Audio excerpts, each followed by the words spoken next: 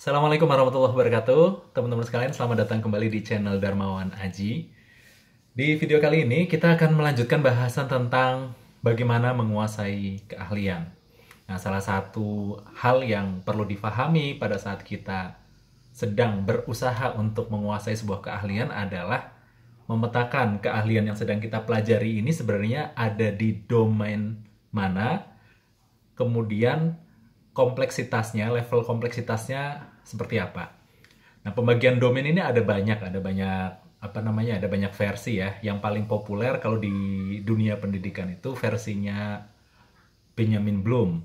Jadi Benjamin Bloom dia punya pembagian keahlian itu ke dalam 3 domain: afektif, kognitif, psikomotorik.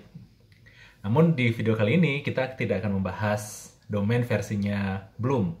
Yang akan kita bahas domain yang menurut saya cukup praktikal untuk digunakan sehari-hari, yaitu pembagian domain menurut Robert Dilts.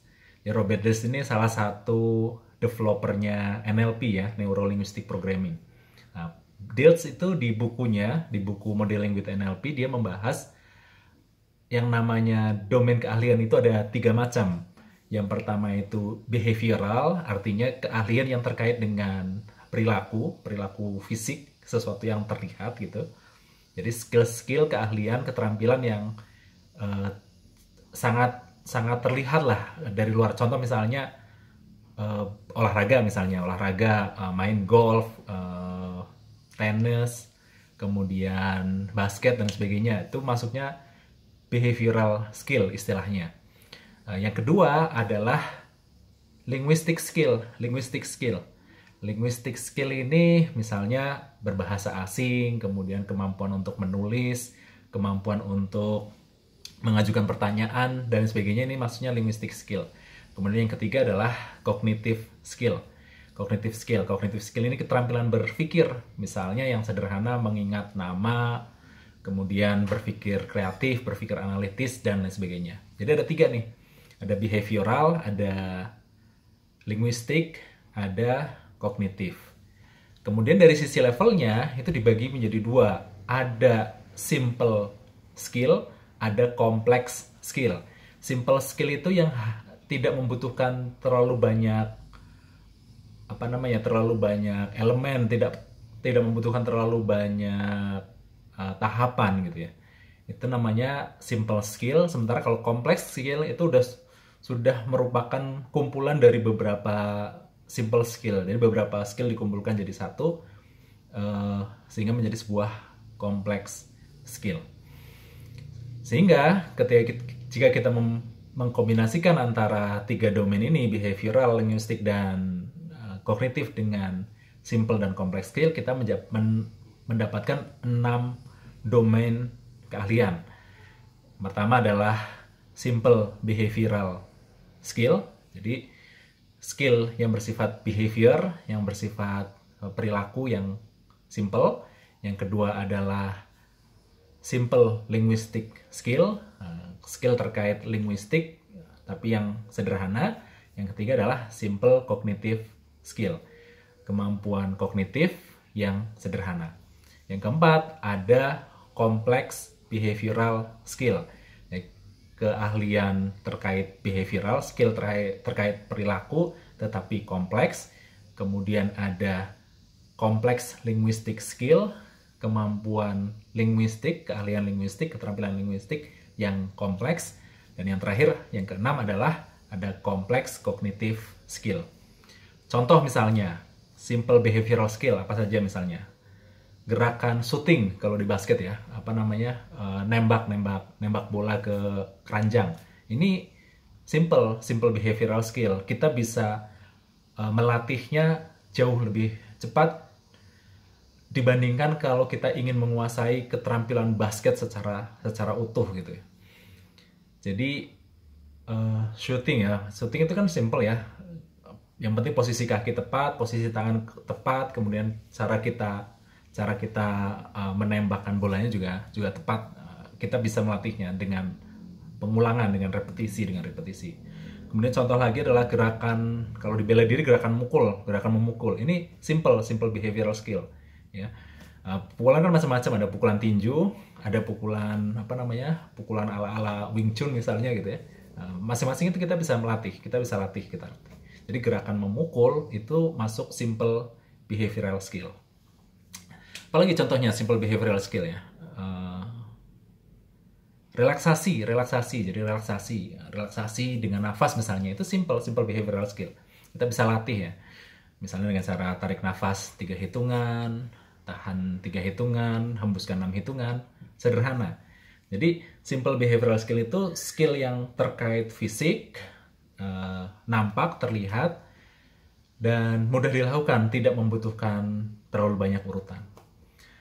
Sekarang kita masuk yang kedua nih, bahasan yang kedua, yaitu simple linguistic skill. Keterampilan linguistik tetapi yang masih yang simple. Contohnya apa yang paling sederhana? Mengajukan pertanyaan. Mengajukan pertanyaan spesifik ya, misalnya 5 why misalnya. Untuk problem solving, keterampilan mengajukan pertanyaan dulu di sini karena ini terkait linguistik ya. Kenapa bisnis saya tidak maju-maju misalnya? Oh, karena omsetnya kecil. Kenapa omsetnya kecil? Karena promosinya tidak berjalan dengan baik dan seterusnya. Jadi keterampilan mengajukan pertanyaannya ya. Bukan keterampilan berpikir mencari jawabannya, bukan. Keterampilan mengajukan pertanyaannya. Pertanyaan-pertanyaan yang spesifik yang bisa dihafalkan.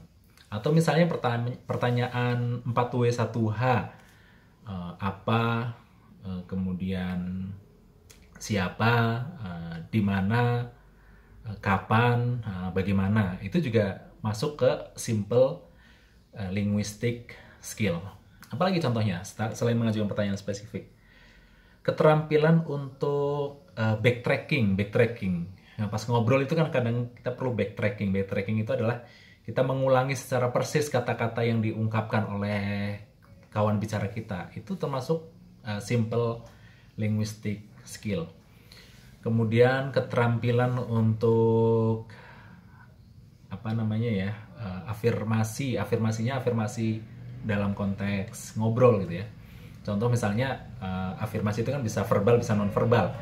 Afirmasi verbal misalnya mengatakan oke, yang gitu ya. Itu afirmasi verbal yang mendorong orang akhirnya jadi mau berbicara lebih banyak. Ada juga afirmasi yang sifatnya non verbal, misalnya kontak mata, menganggukkan kepala. Nah, ini simple linguistic skill karena cuma ngomong oke, dan sebagainya gitu ya. Tapi kalau tidak terlatih ya tetap aja susah. Tapi kita bisa latih. Contoh lainnya adalah menggunakan frasa tertentu gitu ya. Jadi kita ngehafalin satu frasa kata, kemudian kita ulang-ulang. Itu lama-lama kita jadi ahli menggunakan frasa tersebut. Apapun itulah. Misalnya nggak terbiasa menghafalkan sebuah frasa di dalam bahasa Inggris misalnya, apapun itulah. Kalau anak-anak misalnya yang sederhana kan menyebutkan kondisi sedang lapar, Mom, I'm hungry, dan lain sebagainya. Itu mudah bagi anak-anak. Karena apa? Itu hanya satu frasa, diulang-ulang, konteksnya jelas, mereka lebih mudah untuk menguasainya, untuk mempelajarinya. Ini adalah simple linguistic skill. Kemudian ada simple cognitive skill, jadi keterampilan berpikir yang sederhana. Contoh misalnya mengingat nama. Mengingat nama itu sesuatu yang sederhana. Nah, setiap orang punya strategi tertentu. Misalnya, kalau saya ingin mengingat nama seseorang, baru kenalan dengan seseorang, maka saya akan mengucapkan minimal 3 kali secara lantang.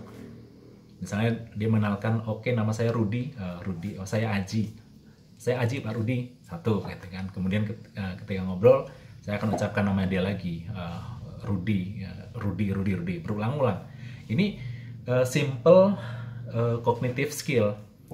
Bisa kita latih asal kita mau melatihnya. Setelah kita terbiasa, kita akan jadi lebih mudah mengingat nama orang. Contoh lagi simple cognitive skill adalah menghafal menghafal kosakata tertentu gitu ya. Kosakata ini artinya apa, kosakata ini artinya apa. Ya memang antara kognitif dengan linguistik kadang-kadang saling terkait ya, karena namanya juga domain keahlian itu memang saling overlapping antara satu dengan yang lainnya. Menghafal kosakata itu juga salah satu contoh simple cognitive skill.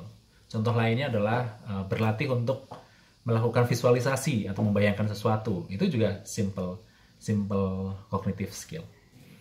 Nah, bagaimana dengan yang kompleks? Yang kompleks artinya sesuatu yang terdiri dari kumpulan simple skill ini. Nah, jadi simple skill ini kan semacam sub skill dari sebuah skill yang lebih besar.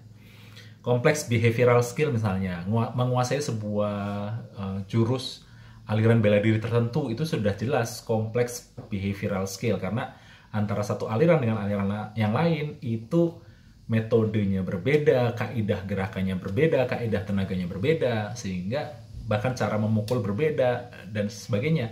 Sehingga untuk menguasai satu bongkahan sebuah keahlian, satu aliran bela diri tertentu, ini menjadi sebuah kompleks behavioral skill. Nggak cukup hanya belajar 1 bulan, 3 bulan gitu. Mungkin butuh 3 tahun, 10 tahun, 30 tahun mungkin. Nah, kita nggak tahu gitu. Tetapi setiap kompleks skill pasti terdiri dari sub-sub skill yang lebih sederhana. Ini menariknya ketika kita punya keinginan untuk menguasai sebuah keahlian, kita bisa memecah sebuah skill yang kompleks ke skill-skill yang lebih sederhana. Contoh lagi adalah bermain olahraga tertentu, menguasai satu disiplin olahraga tertentu, entah itu basket, tenis meja, kemudian berenang. Ketika kita menguasai satu disiplin olahraga tertentu, itu masuk kategori kompleks behavioral skill. Karena apa? Ada banyak elemen di dalamnya, ada banyak gerakan, ada banyak tahapan. Kita nggak bisa menyebut kita menguasai basket kalau hanya bisa dribble bola, nggak bisa. Kita harus bisa dribble, kita harus bisa shooting dengan baik, kita perlu tahu juga aturan mainnya, ada unsur kognitifnya di sana gitu, dan sebagainya. Ya. Bermain acting juga termasuk yang kompleks behavioral skill. Nggak semua orang lah bisa beracting, perlu latihan gitu. Sekarang bahas yang kelima berarti. Yang kelima itu adalah kompleks linguistic skill. Berbahasa asing itu kompleks linguistic skill. Kemudian melakukan coaching secara utuh itu juga kompleks linguistic skill. Public speaking pun sama. Public speaking menguasai keahlian public speaking yang utuh itu termasuk kompleks linguistic skill. Negosiasi, storytelling itu semuanya kompleks linguistic skill. Tapi kalau kita tahu elemen-elemen sub skillnya, skill pendukungnya, simple skill pendukungnya, kita akan bisa menguasai yang kompleks itu dengan lebih mudah. Dan yang terakhir, domain yang keenam adalah kompleks cognitive skill. Contohnya apa misalnya? Membuat cerita, itu jelas kompleks cognitive skill. Kemudian problem solving, itu kompleks cognitive skill. Project planning atau project management itu jelas kompleks cognitive skill. Kemudian kita perhatikan, satu keahlian bisa jadi terdiri dari lebih dari satu domain. Artinya apa? Misalnya, ambil contoh yang simple lah, disiplin olahraga tertentu, basket lah misalnya, basket itu jelas ada behavioral skillnya, tetapi ada juga kognitif skillnya. Karena biasanya seperti itu. Bahasa asing ada linguistic skillnya, ada kognitif skillnya. Maka bermanfaat bagi kita ketika kita ingin menguasai sebuah keahlian, apapun keahliannya, kita petakan. Ini sebenarnya masuknya domain apa? Apakah behavioral, linguistik, atau kognitif, atau kombinasi di antara salah satu dari 3 ini. Lalu level yang dibutuhkan di masing-masing domain ini apakah simple atau kompleks. Nah, mudah-mudahan ini bermanfaat bagi kita, bagi teman-teman yang ingin menguasai keahlian secara lebih lebih sempurna. Mudah-mudahan bermanfaat. Sampai jumpa di bahasan berikutnya. Salam saya Darmawan Aji.